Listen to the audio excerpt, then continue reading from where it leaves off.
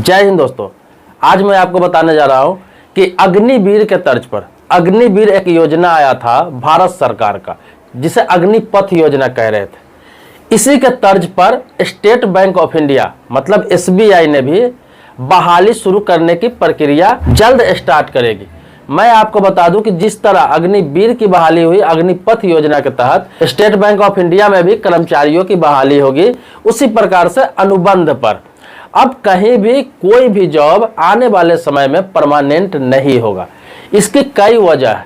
वजह यह है कि सरकार के पास अब फंडों की कमी है। दूसरा क्या है, पेंशन देने में सरकार सक्षम नहीं है, इसीलिए बहुत सारे सेक्टर को प्राइवेट किया जा रहा है।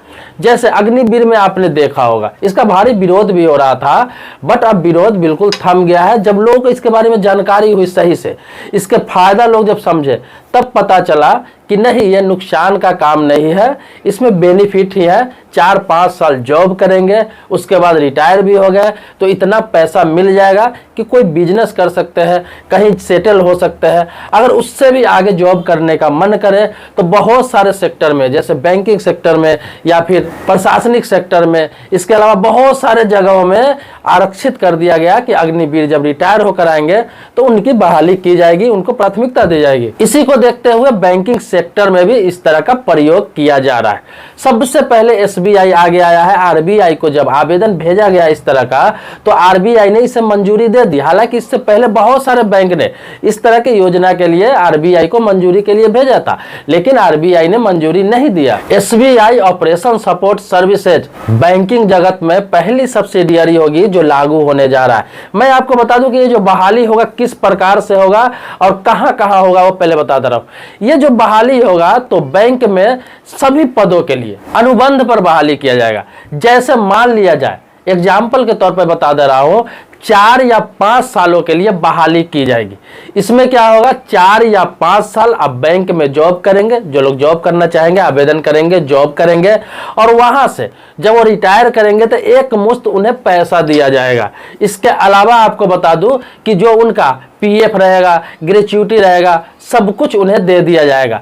इतना पैसा तो मिल ही जाता है 20 से 25 लाख के आसपास, ताकि वो भविष्य में आगे कहीं पे सेटल हो सके। इसके अलावा उसके पास जब एक्सपीरियंस रहेगा तो प्राइवेट सेक्टर में अपार संभावना रहेगा। इससे क्या होगा कि अधिक से अधिक लोगों को जॉब का साधन मिलेगा, अधिक से अधिक लोगों को चांस मिलेगा और धीरे धीरे बेरोजगारी दर कम होता जाएगा। एसबीआई ने फैसला किया है कि सबसे पहले ग्रामीण क्षेत्र में जो इनका ब्रांच और छोटे शहर में जो इनका ब्रांच है, उसमें सबसे पहले इस तरह की बहाली की जाएगी।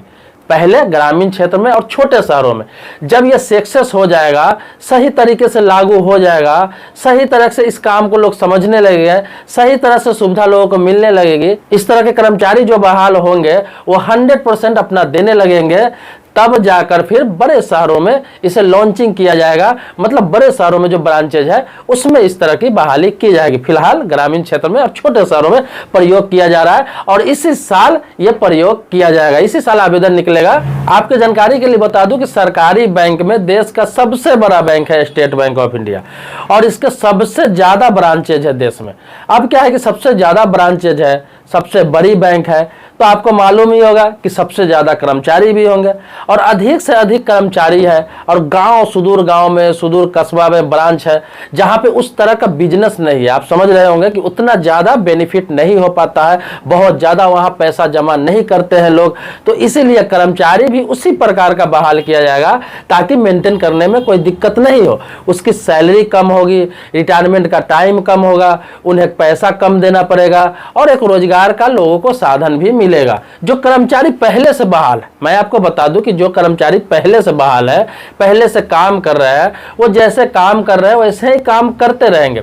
उनको कोई फर्क नहीं आने वाला है, उन पर कोई भी किसी प्रकार का संकट नहीं आने वाला है। ये जो बहाली होने वाली है इसकी प्रक्रिया बिल्कुल अलग रहेगी, यह बिल्कुल अलग रहेगा, इसकी बहाली बिल्कुल अलग होगी, इसका टर्म कंडीशन बिल्कुल अलग रहेगा।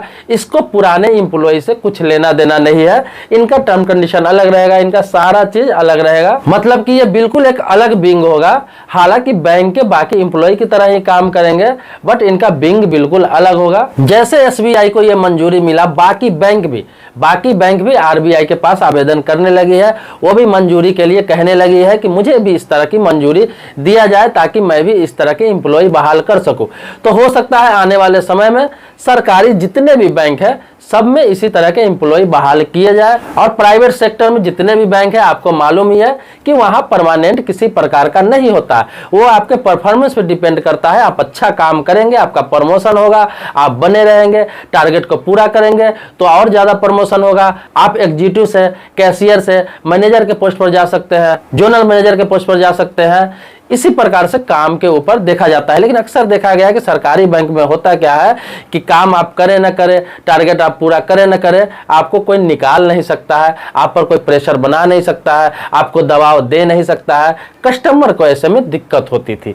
इसीलिए अब इस तरह का जो बहाली होगी तो एम्प्लॉय में भी थोड़ा डर रहेगा, थोड़ा असुरक्षा का भावना रहेगा। काम भी मेहनत से करेगा, अच्छा से करेगा, परफॉर्मेंस अच्छा देगा, तो उससे होगा क्या कि यहाँ कम दिन जॉब करके ही रिटायर अगर कर गए तो कहीं अच्छा जगह पे वो सेटल हो सकते हैं, कहीं अच्छा जगह पे उनको अच्छा अवसर मिल सकता है। हो सकता है यहाँ से कैशियर से रिटायर होकर जाएंगे या फिर एग्जीक्यूटिव से रिटायर करके जाएंगे।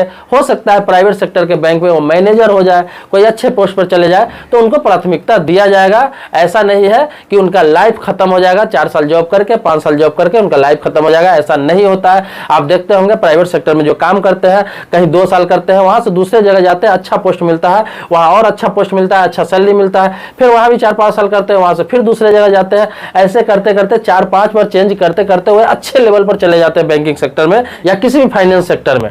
ये नहीं है कि प्राइवेट सेक्टर में, बैंकिंग सेक्टर या फाइनेंस सेक्टर में जो भी काम कर रहे हैं आप उनसे बात कर सकते हैं। भले ही प्रेशर होता है, टारगेट रहता है, इसीलिए ईमानदारी से काम भी करते हैं, सैलरी भी उनको टाइम पर मिलता है और प्रमोशन भी उनका जल्दी होता है। लेकिन सरकारी बैंकों का हाल आपको तो मालूम ही होगा, खुद मालूम होगा। लेकिन जब इस तरह की बहाली होती है, इस तरह की बातें होती है तो लोग ही इसका विरोध करना स्टार्ट कर देते हैं। और जब असुविधा होती है, उनका काम नहीं होता है, तो भी विरोध करते हैं कि कैसा एम्प्लॉय है, काम नहीं कर रहा है, सरकारी बैंक है इसलिए ऐसा हो रहा है। तो दोस्तों इस चीजों को हमें भी और आपको भी समझना होगा। मैं कभी भी इस तरह की योजना का सपोर्ट नहीं कर रहा हूं, ना विरोध कर रहा हूं। जो जानकारी मेरे पास आया है, जो सूचना मेरे पास आया है, जो ये न्यूज आया है, वो मैं आपको बता रहा हूं ताकि आम जनता को असुविधा न हो। इस तरह का वैकेंसी है तो इसमें जुड़े, भरे और इसके बारे में समझे कि इस तरह का अब सरकारी बैंकों में भी बहाली होने जा रही है। जो अग्निवीर, जो सेना में बहाली जिस तरह की होने वाली है, हो रही है, जिस तरह के अग्निवीर बहाल हुए अग्निपथ योजना के तहत, उसी प्रकार से स्टेट बैंक ऑफ इंडिया भी जल्द बहाली करने जा रही है। तो दोस्तों आपसे रिक्वेस्ट है, मेरे चैनल को आपने सब्सक्राइब नहीं किया है तो सब्सक्राइब जरूर कर ले, बगल में बेल घंटी है उसको भी दबा ले। लेकिन आप मेरे पुराने सब्सक्राइबर हैं, इसके लिए कोटि कोटि धन्यवाद देता हूं। मिलते हैं नेक्स्ट वीडियो में जो आप ही के मुद्दे पर होगा। इसी तरह से नई नई सूचना, नई नई जानकारी आपको देता रहूंगा। तब तक के लिए शुक्रिया, धन्यवाद, जय हिंद दोस्तों।